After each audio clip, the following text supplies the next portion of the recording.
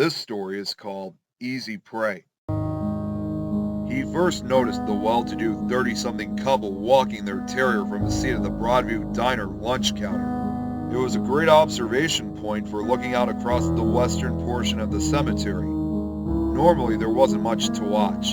It was more like a meditation, and the man at the diner, whom the regulars knew as Tommy, had plenty of time to think. Soon enough, Tommy was scheduling his Saturday evening dinners around the couple's little trek, watching and waiting. The woman looked good, prim, black walking heels, bundled up in an expensive fur-fringed jacket. The guy on her arm was a little more disheveled, but he wore nice clothes and had a fat, expensive-looking watch on his wrist. Tommy never saw them go in or out of the cemetery, and the pair certainly never stopped by his favorite slop house. They walked the semicircle at the same time and stopped at the same grave each week. The man at the counter was timing them, irritated that he never saw the pair enter or exit the west gate. They would pause at the grave for about 10 minutes. The dog would sit patiently at the woman's feet. Then Tommy would lose sight of them behind stones, shrubbery, and trees as they continued on the other half of the path. It seemed like there was always some disruption that prevented Tommy from tracking their coming and going. One week it was this melted cheese blob of a couple blocking the window as they struggled to remove their coats and get situated for their slovenly feast. Another time it was the plain-faced track-marked waitress trying to chat him up that drew his attention away during those crucial minutes just before 8 p.m. Tommy didn't get mad at the waitress or the other working-class folk he shared most of his meals with. The diner people were kind of his people. He knew more than a few of the regulars who had done a stretch or two. He sat there at that counter staring out the window thinking about the couple who walked the dog. He eventually dreamed up a whole story for them. The wealthy couple with their palace in the hills above the cemetery slope. How they spent their money on extravagant things while he moldered away in the valley. Just thinking about it pissed him off. He wouldn't mind spending some of their money. Snatch a credit or ATM card, a checkbook, a few hundred in cash, and spend a night at the nice motel just up the road as opposed to the hovels he had been drifting in and out of since parole. There was something about the woman that got him all worked up. The way she carried herself just maddeningly turned him on, while also simultaneously enraging him over his own lot in life. Tommy grew jealous of her pathetic-looking husband. He knew that eventually his idle jealousy would lead him to act, but he had to make sure he wouldn't get caught and sent back to county. It was finally the Saturday night that Tommy's plans would come to fruition. All those weeks he sat studying and timing the couple would soon pay off.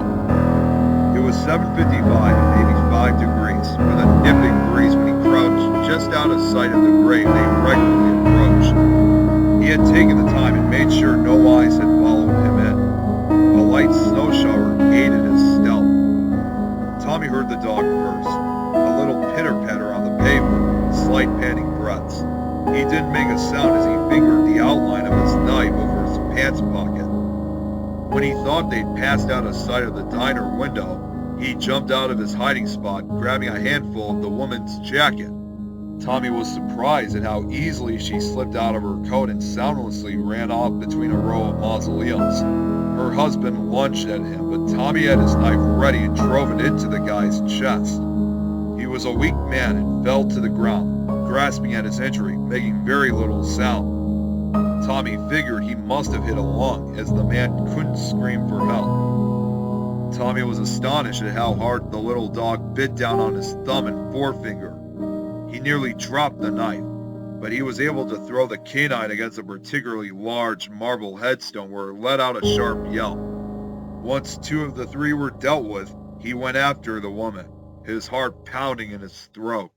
He hated running, and when he caught her, he was going to do more than take her purse. Early the next morning, as he drank his coffee in his shack, the cemetery caretaker calmly contacted the police about the body in the snow. He had seen this sort of thing before and hoped the ambulance would arrive soon and move the corpse, as it was in his view of his favorite breakfast spot. There had been a stabbing in the cemetery overnight. He had seen the wealthy guy around from time to time visiting his wife's grave. He had been the one that found the unconscious victim on the path and drove him to the ER. There was something about that small section near the western gate, within full view of the Broadview, that drew in the crazies, addicts, and the general bottom feeders in town.